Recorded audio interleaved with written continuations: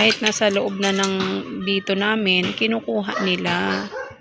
Kaya nga namin pinabakuran.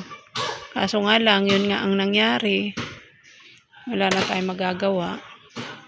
Wag na lang magano. Kaso lang yung kahoy namin, syempre, ayan o. O, kahoy.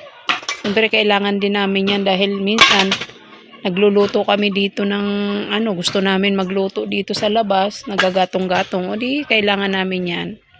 Minsan may nangunguha din. Yan, tabla! Ayan o, sayang. Anong gagawin mo dyan? Biyak-biyakin mo na lang.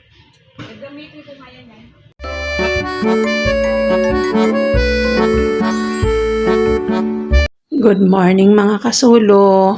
Tayo ay nandito pupunta sa likod bahay. Almost 2 weeks na hindi tayo nakapunta dito kaya tayo ay lalabas. Sobrang dumi na niya. Oh my God, ang dumi na niya. 2 linggo tayo hindi nakapunta dito mga kasulo.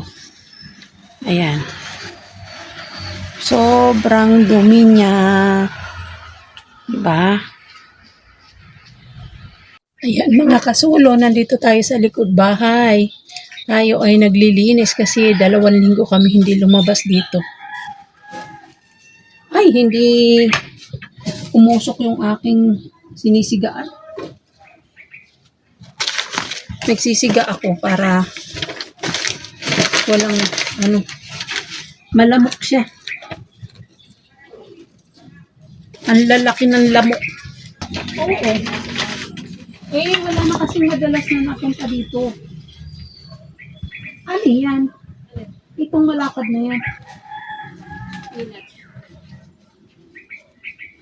Dinanin mo yan dyan?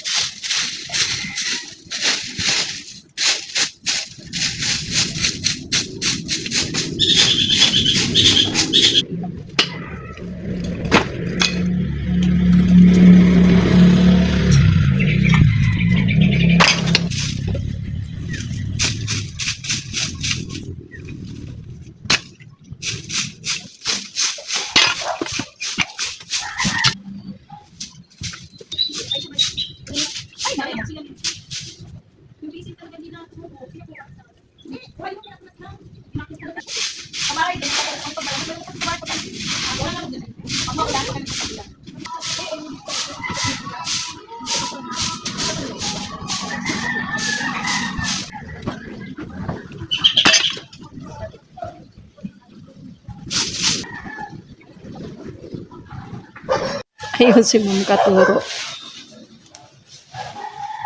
Nagsisiga. Kasi yung langka, ang daming bunga. Tapos yung mga kamyas, ang tanim namin dyan. Ay, si ate. Ayan, medyo maayos-ayos na ulit.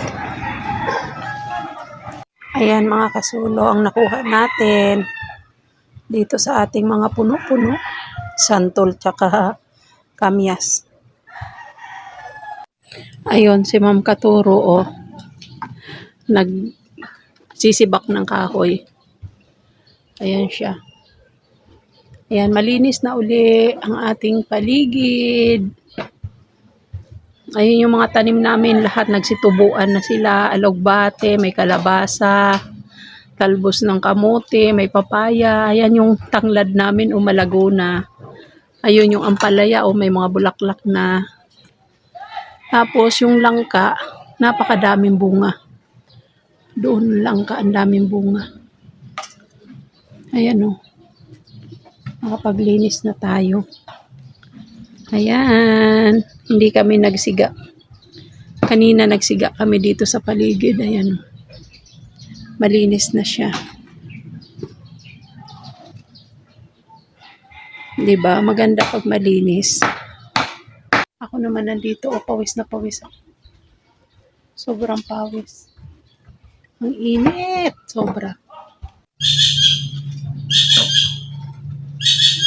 Ayan, sige mo lang. Hindi na rin niya alam kung anong gagawin niya. Hindi naman siya marunong magsibak. Ay, Diyos ko.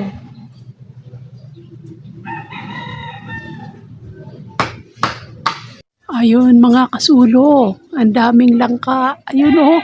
1, 2, 3, 4, 5, 6. Pahinog na sila. Inalagaan namin usok. Hindi na siya nagkaroon ng sakit. Dati nagkakasakit sila. Nagkakaroon ng itim-itim. Ngayon wala na. Kasi lagi namin yan pinapausukan. Yung isa binalot namin na yan. Diba? Ayos talaga pag nandito ka sa likod. O, ayan naman si Ma'am Katuro. Nagsisibak ng kahoy.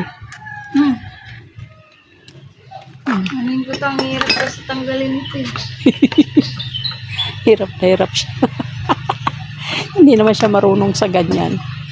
Ay, nako. Kung ano-ano. Tingnan mo, kompleto na siya. May plies, may may lagari, may martilyo, kung ano-ano nang dinadala niya, oh.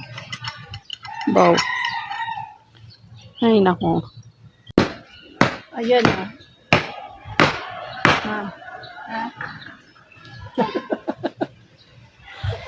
Ako basa-basa ng pawis, tignan. Diba, ang gandang exercise, tignan mo. Oh, diba, ang ganda, oh. Ang ganda ng mga tanim-tanim. Yung guyabano, gumanda na siya.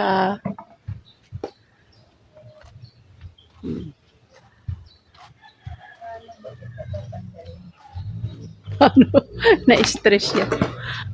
Paano niya daw? Kasi oh. Tornilyo kasi ito eh. Kaya, ang hirap-hirap kaya niya. Ayan, oh. Ang hirap-hirap kaya niyang gawin, oh. Bet. Binibilad ko yung paa ko doon sa init. Kasi napakakirot na naman ang paa ko.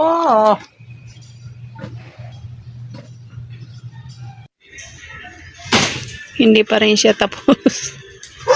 Ayun, ang dami niya ng kahoy na naipon, oh. Kasi meron nangunguha ng kahoy, mga kasulo. Wow. Yan. Hagis mo lang dito, oh, dito. Dito yan. Dito. Kay ayusin ko. Dito.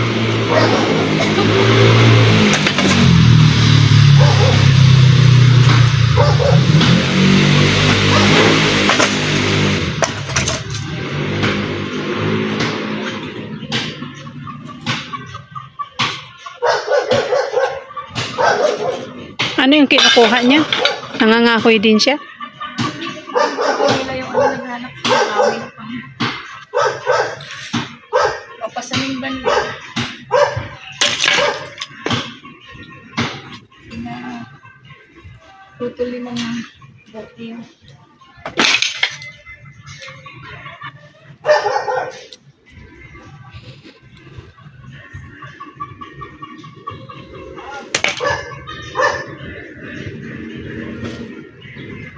Di ba?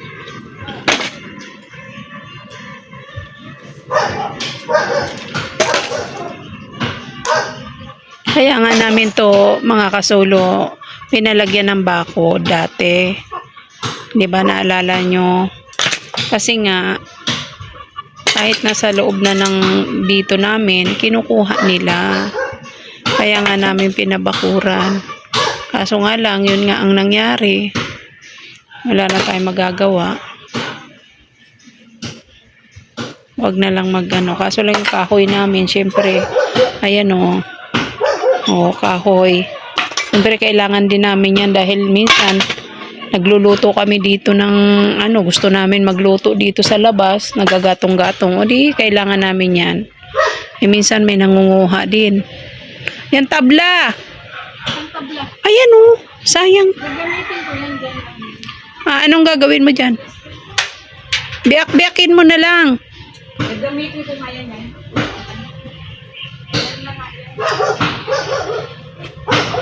Yun.